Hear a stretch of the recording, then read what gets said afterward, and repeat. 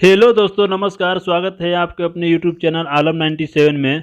तो दोस्तों, आज के इस टॉपिक पर हम लोग जीके से रिलेटेड मोस्ट इंपॉर्टेंट क्वेश्चन देखेंगे, जो कि किसी भी कॉम्पिटिटिव एग्जाम जैसे एसएससी, रेलवे, बीपीएससी, दरोगा, NTPC, group D, SSC GD आदि जैसे एग्जामों में देखने को मिलता है।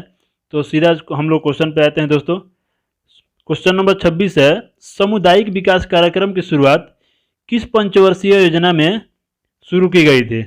तो ऑप्शन दिया प्रथम पंचवर्षीय योजना, द्वितीय पंचवर्षीय योजना, तृतीय पंचवर्षीय योजना और चतुर्थ पंचवर्षीय योजना। तो दोस्तों, सामुदायिक विकास कार्यक्रम की शुरुआत 1952 में किया गया था। तो 1952 में प्रथम पंचवर्षीय योजना था, क्योंकि प्रथम पंचवर्षीय योजना का कार्यकाल कब था? 1951 से 56। किस मॉडल पर आधारित था प्रथम पंचवर्षीय योजना? तो हेरास डोमर मॉडल पर आधारित था। ठीक है, चलते हैं नेक्स्ट क्वेश्चन पे। आर्थिक दृष्टिकोण से विनिर्माण तथा बिजली निर्माण किस क्षेत्र के अंतर्गत आते हैं? जिसे प्राथमिक क्षेत्र, द्वितीय क्षेत्र, तृतीय क्षेत्र। ठीक है, तो प्राथमिक क्षेत्र जो है कृषि से संबंधित है, द्वितीय क्षेत्र जो है आर्थिक दृष्टिकोण से विनिर्माण तथा बिजली से संबंधित है। तो इसका राइट आंसर होगा ऑप्शन नंबर बी। ठीक है, और तृतीय क्षेत्र जो है उद्योग धंधा से संबंधित है। ठीक है, तो चलते हैं नेक्स्ट क्वेश्चन पे हम लोग। मानव शरीर का सबसे बड़ा अंग कौन सा है? ऑप्शन दिया है यकृत, गुर्दा, हृदय, मस्तिष्क। तो इसका राइट आंसर होगा यकृत। ठीक है दोस्तों, यह शरीर की सबसे बड़ी ग्रंथि है तथा आंतरिक शरीर का सबसे बड़ा अंग भी है। ठीक है, तो यकृत का वजन कुल मिलाकर 1.5 kg होता है। चलते हैं नेक्स्ट क्वेश्चन पे। दिया है कि 1.5 ओम के प्रतिरोध वाले परिपथ पर 150 वोल्ट लगाया जाता है, तो प्रतिरोध द्वारा खर्च कुल शक्ति कितनी होगी? ठीक है, दिया है प्रतिरोध द्वारा खर्च कुल शक्ति कितनी होगी। तो दोस्तों, इसका मान दिया गया है, P बराबर दिया गया है। P बराबर इसका सूत्र होता है V²/R। ठीक है, तो V का मान कितना दिया है? 150। V का मान 150 दिया है। ठीक है, और R का मान कितना दिया है? 1.5। ठीक है, R जो प्रतिरोध होता है उसका मान 1.5 दिया है। तो 150 का होल स्क्वायर यानी V²। तो 150 गुणे 150 बटा में 1.5। तो इसका राइट आंसर होगा ऑप्शन नंबर डी, 1500 वाट। ठीक है, चलते हैं नेक्स्ट क्वेश्चन पे। पानी की बूंदों का तैलीय पृष्ठ पर न चिपकने का क्या कारण है? पानी की बूंदों का तैलीय पृष्ठ पर न चिपकने का कारण है असंजक बल। अगर चिपक जाए तो ससंजक बल। ठीक है, चलते हैं नेक्स्ट क्वेश्चन पे। तुल्यकारी उपग्रह की परिक्रमा की अवधि कितनी होती है? ऑप्शन 24 घंटा, 36 घंटा, 30 दिन, 365 दिन। तो तुल्यकारी उपग्रह का परिक्रमण अवधि कितना होता है? तो 24 घंटे का होता है। ठीक है, क्योंकि तुल्यकारी उपग्रह जो है पृथ्वी से लगभग कितना दूर है? लगभग 3600 किलोमीटर, 36,000 किलोमीटर दूरी पर स्थित है तुल्यकारी उपग्रह। ठीक है, और एक्यूरेट में देखा जाए तो 35,786 किलोमीटर की दूरी पर स्थित है पृथ्वी से। चलते हैं नेक्स्ट क्वेश्चन पे। पेंडुलम को चंद्रमा पर ले जाने पर उसके आवर्तकाल पर क्या प्रभाव पड़ता है? तो घटेगा या बढ़ेगा या शून्य होगा या इनमें से कोई नहीं। तो इसका राइट आंसर होगा ऑप्शन नंबर बी। ठीक है, क्योंकि पेंडुलम को चंद्रमा पर ले जाने पर जी का मान घटता है। ठीक है, और आवर्तकाल बढ़ता है। चलते हैं नेक्स्ट क्वेश्चन पे।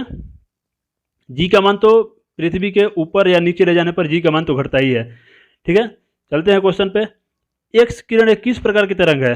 अनुप्रस्थ तरंग है या अनुदैर्ध्य तरंग है या विद्युत चुंबकीय तरंग है या इनमें से कोई नहीं? तो यक्स किरण जो है विद्युत चुंबकीय तरंग है। ठीक है, क्योंकि यक्स किरण बिना किसी माध्यम की सहायता से केवल विद्युत तथा चुंबकीय दोलनों के माध्यम से संचरण करती है। तो चलते हैं नेक्स्ट क्वेश्चन पे।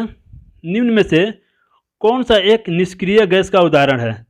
दोस्तों, आप लोगों को मालूम होगा कि निष्क्रिय गैस कौन कौन होता है, जैसे helium, neon, argon, krypton, xenon, radon. ये 6 जो है निष्क्रिय गैस है।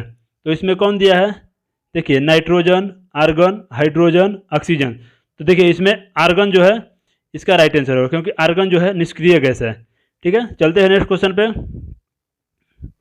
आतिशबाजी में हरा रंग किसके कारण दिखाई पड़ता है? ऑप्शन दिया स्ट्रांसियम, सोडियम, बेरियम, इनमें से कोई नहीं। तो आतिशबाजी में जो स्ट्रांसियम के कारण लाल रंग दिखाई देता है। ठीक है, तो इसका राइट आंसर ये नहीं होगा, स्ट्रांसियम नहीं होगा। और सोडियम के कारण पीला दिखाई देता है। ठीक है, तो इसका ये भी नहीं होगा। और बेरियम होगा इसका राइट आंसर, क्योंकि आतिशबाजी में हरा रंग बेरियम की उपस्थिति के कारण होता है। ठीक है, चलते हैं नेक्स्ट क्वेश्चन पे। 13 दिसंबर 1946 को संविधान सभा में उद्देश्य प्रस्ताव के लिए किसने प्रस्तुत किया था? तो ऑप्शन दिया राजेंद्र प्रसाद, BN राव, भीमराव अंबेडकर, जवाहरलाल नेहरू।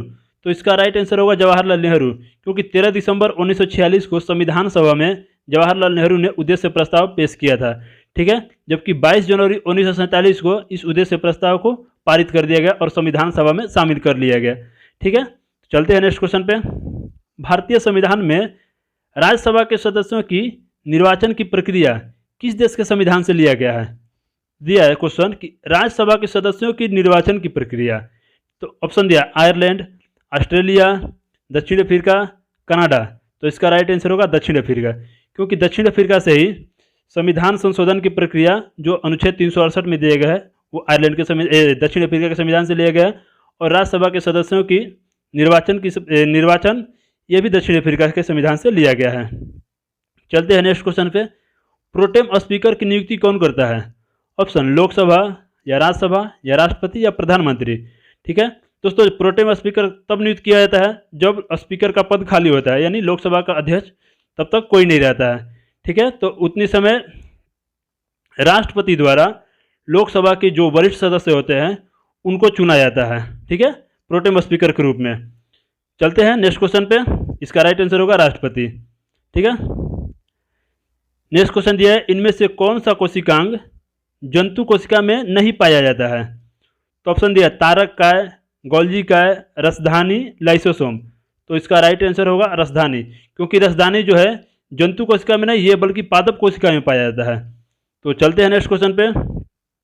कौन सा एंजाइम वसा को वसीय अम्ल तथा ग्लिसरॉल में परिवर्तित कर देता है?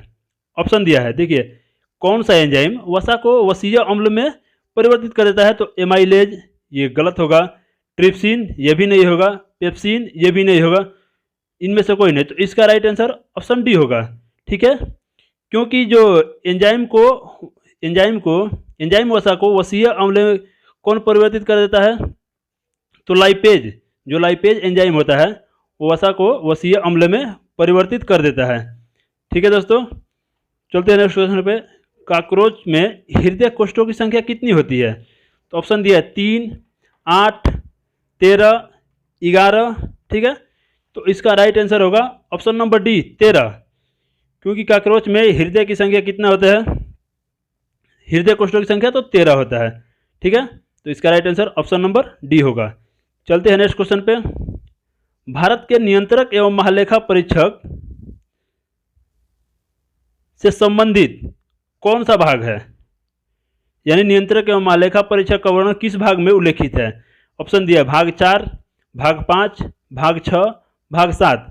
तो इसका राइट आंसर होगा ऑप्शन नंबर बी भाग 5, क्योंकि भाग 5 का जो संबंध है वो अनुच्छेद 52 से अनुच्छेद 151 तक उल्लेखित है। भाग 5 तो नियंत्रक एवं महालेखा परीक्षक का संबंध अनुच्छेद 148 से 151 तक में उल्लेखित किया गया है। तो इसका right answer option number B होगा, भाग 5। चलते हैं नेक्स्ट क्वेश्चन पे। पंचायत चुनाव में निर्वाचित होने के लिए न्यूनतम आयु कितनी निर्धारित की गई है?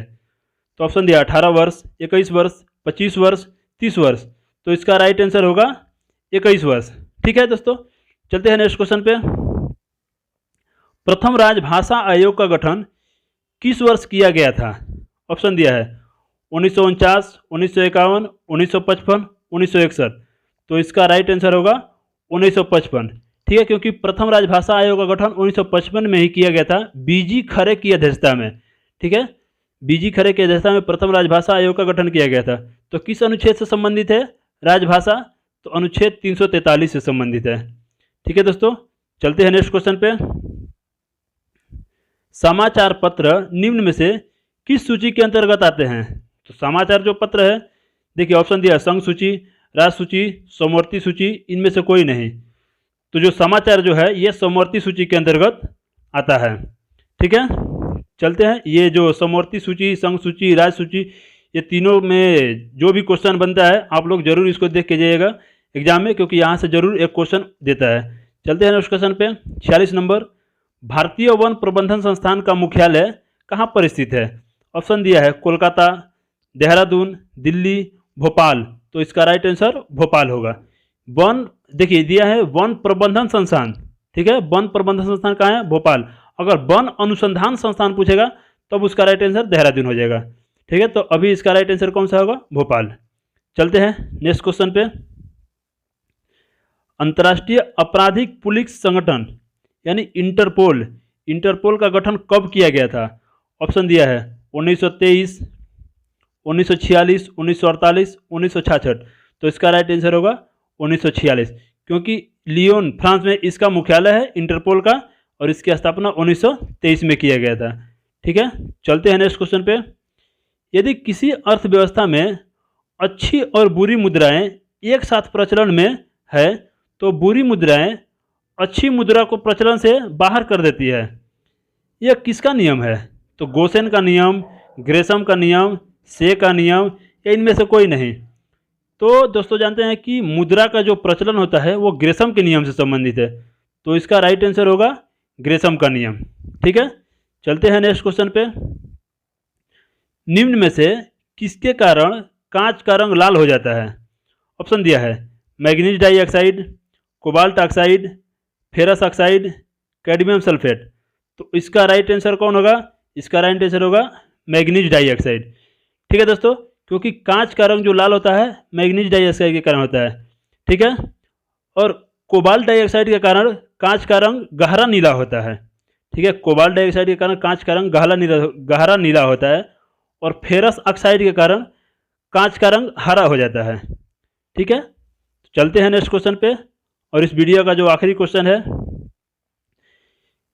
स्वतंत्र भारत की प्रथम औद्योगिक नीति की घोषणा कब की गई थी? ऑप्शन दिया है 1948, 1949, 1950, 1956। तो इसका राइट आंसर होगा दोस्तों 1948, क्योंकि स्वतंत्र भारत की प्रथम औद्योगिक नीति 1948 में स्थापित की गई थी, ठीक है। इसका घोषणा किया गया था 1948 में। तो वीडियो का ये आखिरी क्वेश्चन था दोस्तों, 50 नंबर, ठीक है। अगर ये वीडियो अच्छा लगे तो अपने दोस्तों के पास शेयर करें, और मेरे चैनल पर अगर पहली बार जुड़े हैं तो सब्सक्राइब करें, लाइक करें, ठीक है दोस्तों। और कमेंट बॉक्स में ज़रूर बताएं कि ये वीडियो आपको कैसा लगा, ठीक है। मिलते हैं फिर नेक्स्ट क्लास में, तब तक के लिए नमस्कार, जय हिंद।